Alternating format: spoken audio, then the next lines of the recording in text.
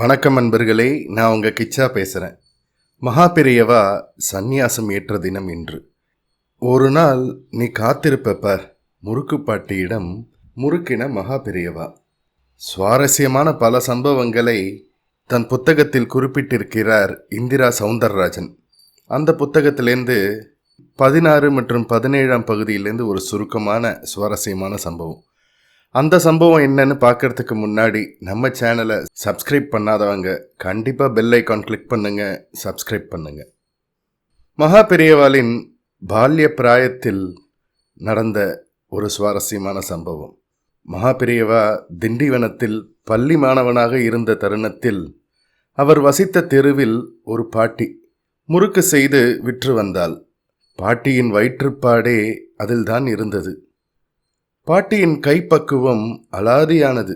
மகா பெரியவா அப்போது அப்பாவிடம் முறுக்கு சாப்பிட அரையணா பெற்று சென்று அதில் முறுக்கு வாங்கி சாப்பிடுவதோடு தன் நண்பர்களையும் வாங்கச் சொல்லி ஊக்கப்படுத்துவார். இதனால் பாட்டிக்கு வியாபாரம் நன்கு நடந்தது. ஒரு நாள் மகா பெரியவா பாட்டியிடம் பெருமையாக தன்னால் தான் பாட்டிக்கு நல்ல வியாபாரம் என்று கூற பாட்டியும் ஒப்புக்கொண்டு சிரித்தாள். அப்படியே என் கைப்பக்குவமும் எல்லாரும் வாங்கி சாப்பிட காரணம் என்றாள். அப்ப நான் காரணம் இல்லையா என்று கேட்டார் மகா பெரியவா. உடனே பாட்டி, நீயும் ஒரு காரணம், இப்ப அதுக்கு என்னடா வந்தது என்று கேட்டாள். அதுக்கு என்ன வந்ததா?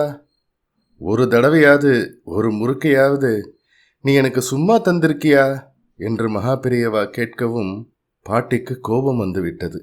நான் அப்படியெல்லாம் தரமாட்டேன், இஷ்டம் இருந்தா வாங்கு, இல்லாவிட்டால் வாங்காதே என்று பாட்டி கூற மகா பெரியவாளும் சளைக்காமல், அப்புறம் நான் நிஜமாகவே வாங்க மாட்டேன் தெரிஞ்சுக்கோ என்றார்.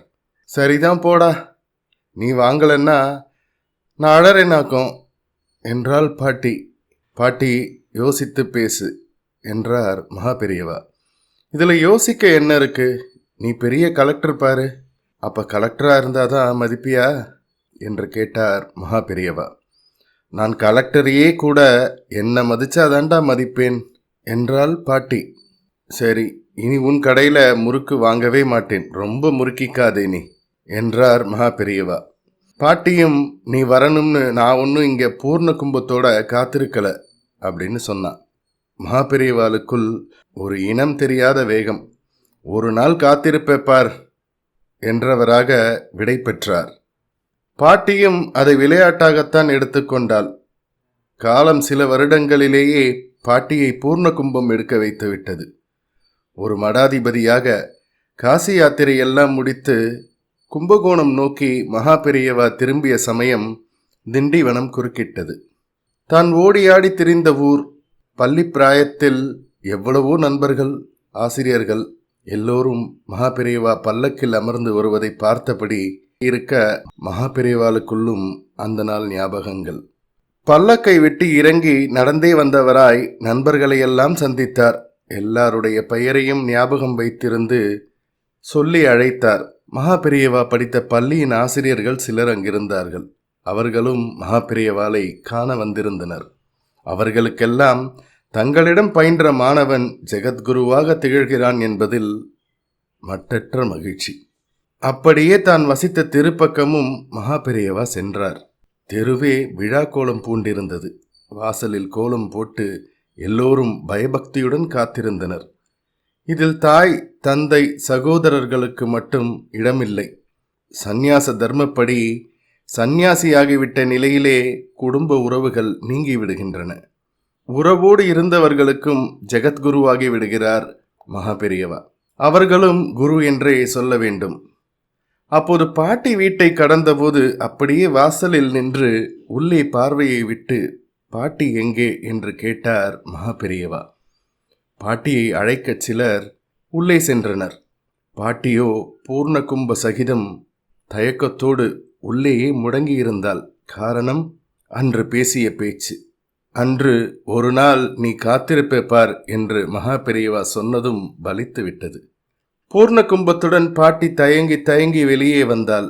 மகா பெரியவாளை நேருக்கு நேர் பார்க்க அவளுக்கு கூச்சமாக இருந்தது. மகா பெரியவரிடமோ புன்னகை.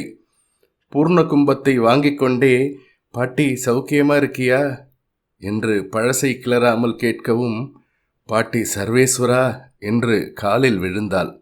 அதன்பின் பாட்டிக்கு விசேஷமான ஆசிகளை வழங்கியதோடு, பாட்டி முறுக்குன்னா எனக்கு உசுறு, பாட்டி கைப்பக்குவம் யாருக்கும் வராது என்று பாராட்டி மகிழ்ந்தார் மகா பெரியவா. ஜெய ஜெய சங்கர ஹர ஹர சங்கர. இந்த பதிவு உங்களுக்கு பிடிச்சிருந்தா லைக் பண்ணுங்க, ஷேர் பண்ணுங்க, கமெண்ட் பண்ணுங்க, மறக்காம பெல் ஐக்கான் கிளிக் பண்ணுங்க, சப்ஸ்கிரைப் பண்ணுங்க. நன்றி அன்பர்களே.